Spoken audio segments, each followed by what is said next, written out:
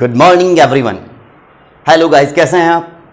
चलिए, I am Shahid from Scholar Sprite. आज हम आपको टेंस के बारे में बताएंगे। Do you know about tense? क्या आप टेंस के बारे में जानते हैं कि टेंस क्या होता है? और टेंस हर एक इंसान की जिंदगी में 3 तरह के टेंस होते हैं। देखिएगा, बड़े ध्यान से समझने की कोशिश कीजिएगा कि पहला होता है प्रेजेंट, दूसरा होता है पास्ट, तीसरा होता है फ्यूचर।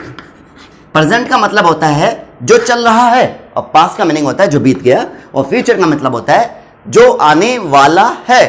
यानी प्रेजेंट, पास्ट, फ्यूचर के बारे में हम आपको बताएंगे कि अब इसके पार्ट होते हैं। पार्ट, सबसे पहला पार्ट का नाम है इंडेफिनिट, दूसरे पार्ट का नाम है कॉन्टिन्यूस, तीसरे पार्ट का नाम है परफेक्ट, चौथे पार्ट का नाम है perfect continuous.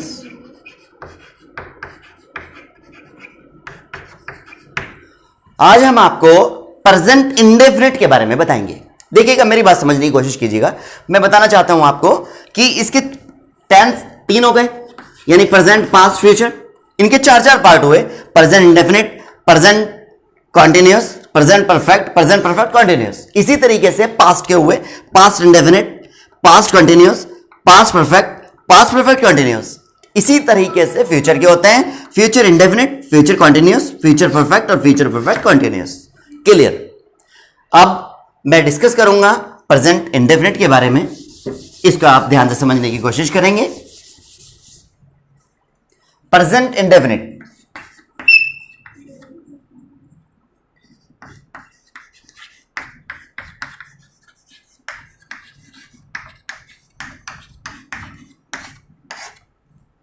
Identification, it means पहचान। इसकी पहचान क्या होती है? आइडेंटिफिकेशन इज दैट ता है, ती है, ती है, यानी ते हैं, वो भी वर्ब के अंत में। यानी खाना, पीना, रोना, धोना, कहना, सुनना, बुलाना, पढ़ना, आना, जाना, ये मेन वर्ब होती है और इसके अंत में ही आएगा। ओके? आप ये कहने लगे कि मेरा जूता है, वे मेरे पिता हैं, तो वो प्रेजेंट इंडेफिनिट थोड़ा ना हो जाएगा। इंडेफिनिट कौन सा होगा? जो वर्ब के लास्ट में ता है, ती है, ते है आता हो। जैसे जाना तो जाते हैं, खाना खाते हैं, पीना पीते हैं। देखिएगा, मैं आपको इसके बारे में बता दूं। रूल नंबर 1, रूल नंबर 1 यानी एफर्मेटिव सेंटेंस। एफर्मेटिव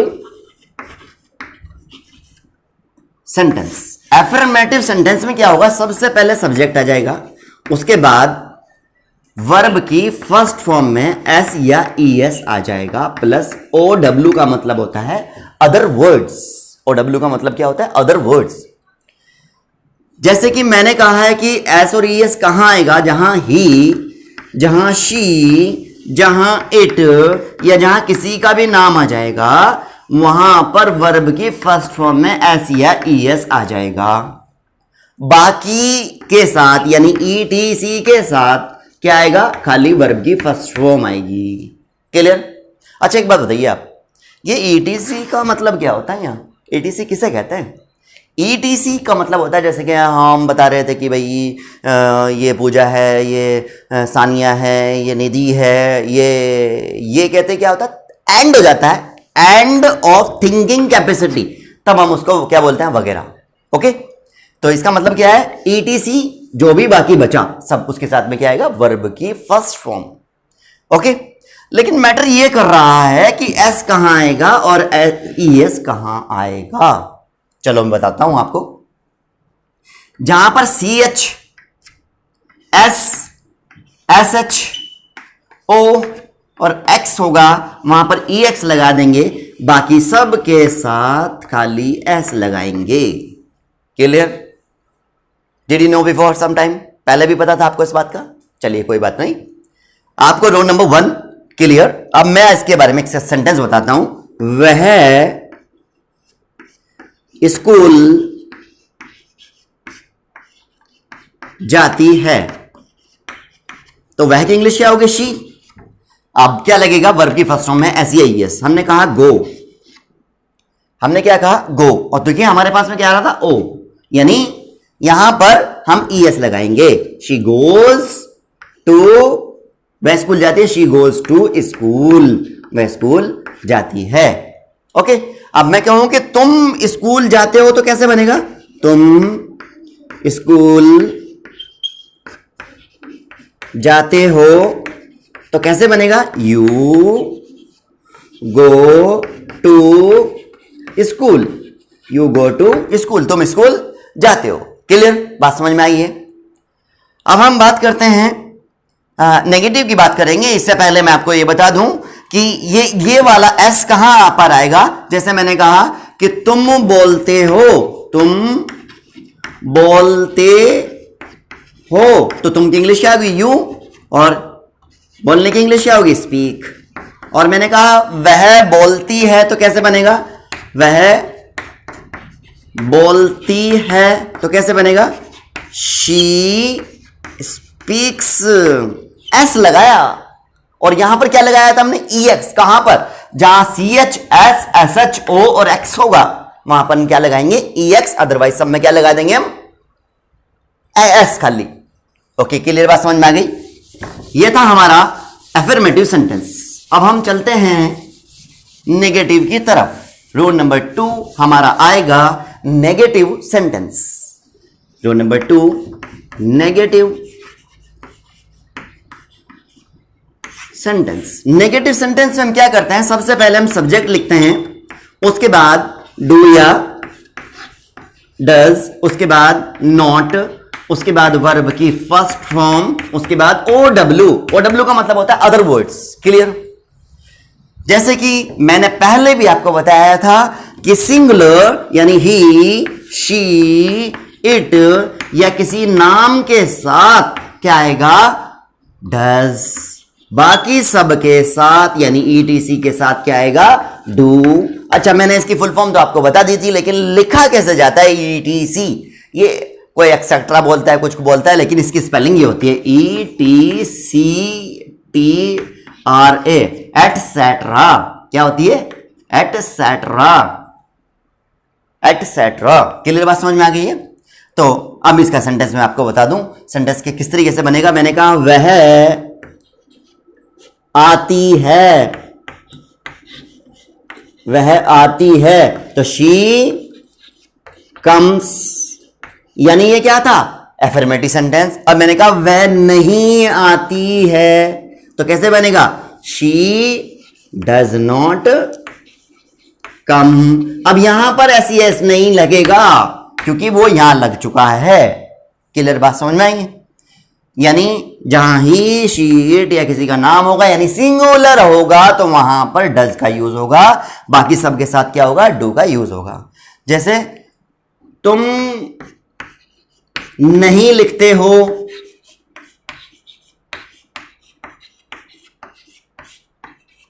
तुम नहीं लिखते हो तो you do not right, you do not right, तुम नहीं लिखते हो। क्लियर, ये था आपका नेगेटिव सेंटेंस। अब हम चलते हैं इंट्रोगेटिव की तरफ, यानी रूल नंबर 3 की तरफ। रूल नंबर 3 में को हम कहेंगे इंट्रोगेटिव। चलिए हम चलते हैं रूल नंबर 3 की तरफ। रूल नंबर 3 है आपका इंट्रोगेटिव।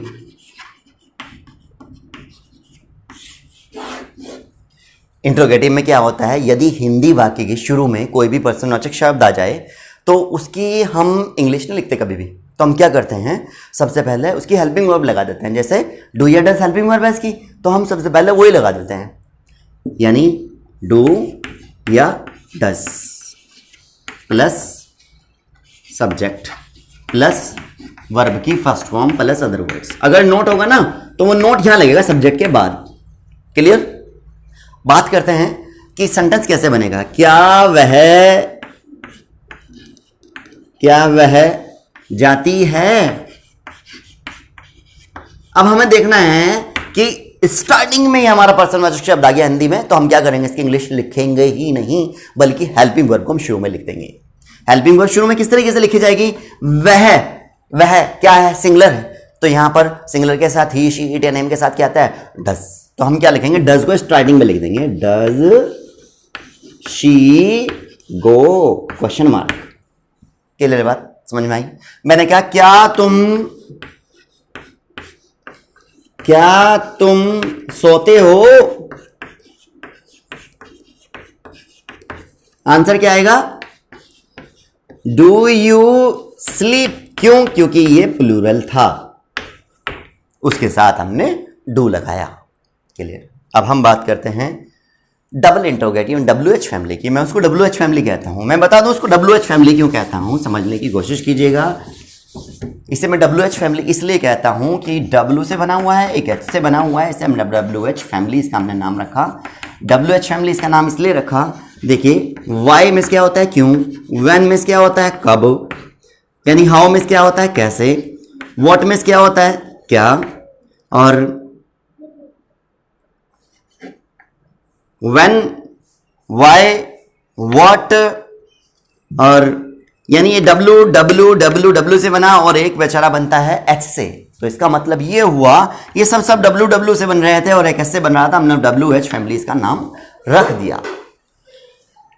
अब मैं आपको बताऊं कि यहां पर यह समझने की कोशिश कीजिएगा कि जब हिंदी वाक्य के बीच में कोई भी पर्सनवाचक शब्द आ जाए तो उसकी इंग्लिश सबसे शुरू में लिख देते हैं।